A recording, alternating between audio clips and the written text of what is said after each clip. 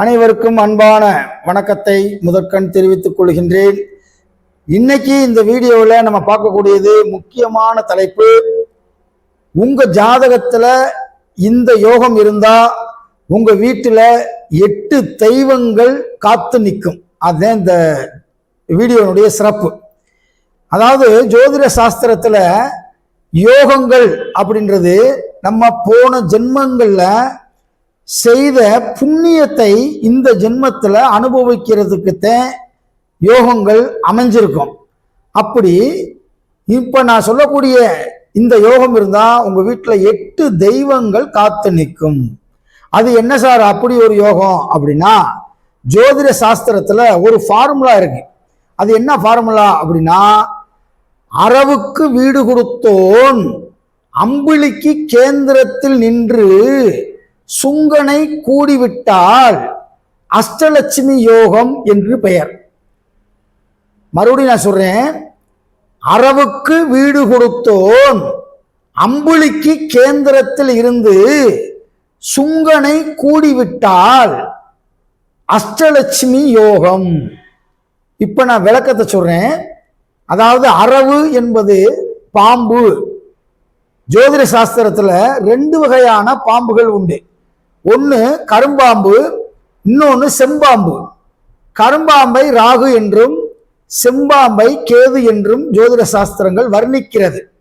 அப்படி இருக்கும்போது ராகுவுக்கோ கேதுவுக்கோ வீடு கொடுத்தவர் அம்பிளிக்கு கேந்திரத்தில் இருக்க வேண்டும். அம்பிளி என்றால் சந்திரன். சந்திரன் இருக்கக்கூடிய இடத்துல இருந்து இந்த ராகுவுக்கு அல்லது கேதுவுக்கு வீடு கொடுத்தவர் சந்திரன்ல இருந்து 4, 7, 10 இந்த இடங்களில் ஏதாவது ஒரு இடத்தில் இருக்க வேண்டும். அப்படி இருந்து சுக்கிரனை கூட வேண்டும்.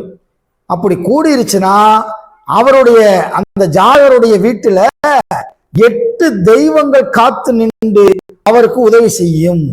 அது என்ன சார் 8 தெய்வம் அப்படின்னா, அஷ்டலட்சுமி அப்படின்றது உங்களுக்கு தெரியும்.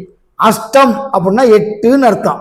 லட்சுமி அப்படின்னா ஆதிலட்சுமி, தனலட்சுமி, தானியலட்சுமி, கஜலட்சுமி, சந்தானலட்சுமி, தைரியலட்சுமி, விஜயலட்சுமி, வித்யாலட்சுமி. இப்படி 8 தெய்வங்களும் அந்த ஜாதகரை சுத்தியில் நின்று ஒவ்வொரு தெய்வமும் ஒவ்வொரு விஷயத்தை கொடுக்கும்.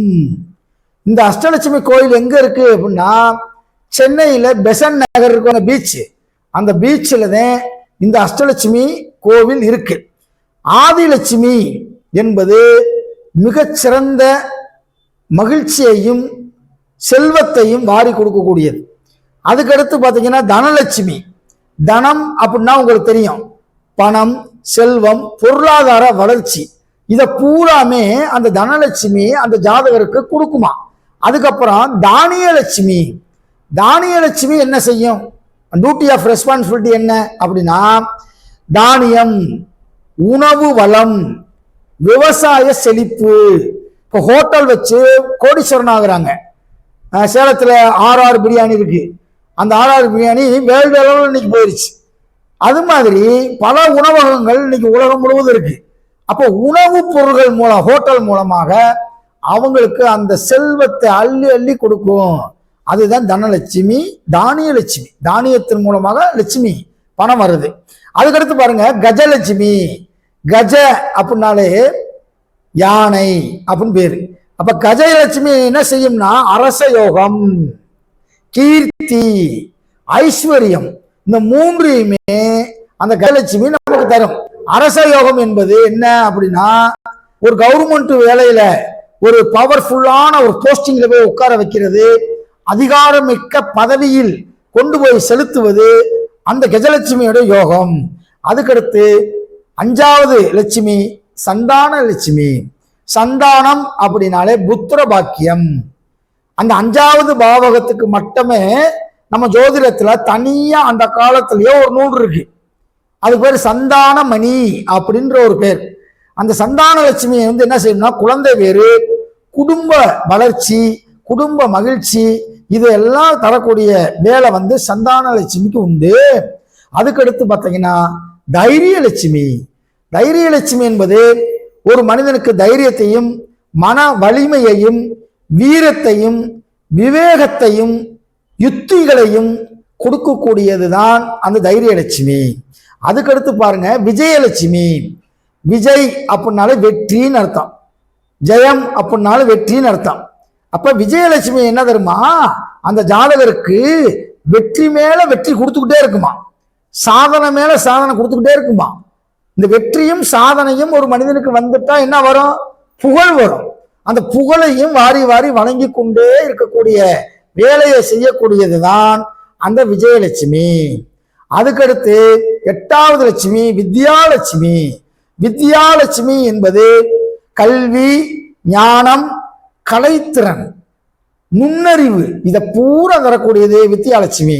அதனாலதான் நம்ம இந்த எஜுகேஷனல் லோன் வாங்குறப்ப சென்ட்ரல் கவர்மெண்ட் ஒரு வெப்சைட்ல பதிவு சொல்லுவாங்க. அந்த வெப்சைட்டோட பேரு vidyalakshmi.com. வித்யாலட்சுமி என்பது கல்வியை வழங்கக்கூடிய .com. அதுல போய் நம்ம எஜுகேஷனல் லோன் வாங்கணும் அப்படின்னா நம்ம அப்ளை பண்ணணும். அப்ளை பண்ணி அந்த பேங்க் மேனேஜர் நமக்கு தரல அப்படின்னா நமக்கு மத்திய அரசே நமக்கு போன் பண்ணி உதவி செய்யறாங்க.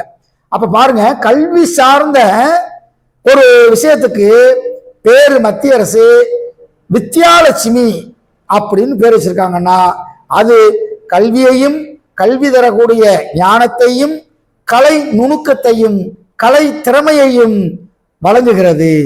ஆகவே உங்க ஜாதகத்துல அரவுக்கு வீடு கொடுத்தோன் அம்பிளிக்கு கேந்திரத்தில் இருந்து சுங்கனை கூடிவிட்டால் 8 லட்சுமிகள் அந்த ஜாதகருக்கு பக்கபலமாக இருந்து அவருக்கு செல்வம், செல்வாக்கு, பேர், புகழ், அந்தஸ்து, கல்வி, ஞானம் அனைத்தையும் கொடுத்துரும். போய் உங்க ஜாதகத்தை எடுத்து பாருங்க. உங்க ஜாதகத்துல இருந்தாலும் இருக்கும், அதை நீங்க பார்க்காம இருக்கீங்க, போய் பாருங்க. நானும் போய் என் ஜாதகத்தை எடுத்து பார்க்குறேன். நன்றி, வணக்கம். இந்த வீடியோ பிடிச்சுன்னா லைக் பண்ணுங்க, ஷேர் பண்ணுங்க, கமெண்ட் பண்ணுங்க. நான் ஒவ்வொரு வீடியோவும் சொல்றேன், அது ரொம்ப வருத்தமா இருக்கு. அதனால நீங்களே பிடிச்சா லைக் பண்ணுங்க, பிடிச்சா உங்களுடைய கமெண்ட் பாக்ஸ்ல கமெண்ட் தெரிவிங்க. நன்றி, வணக்கம்.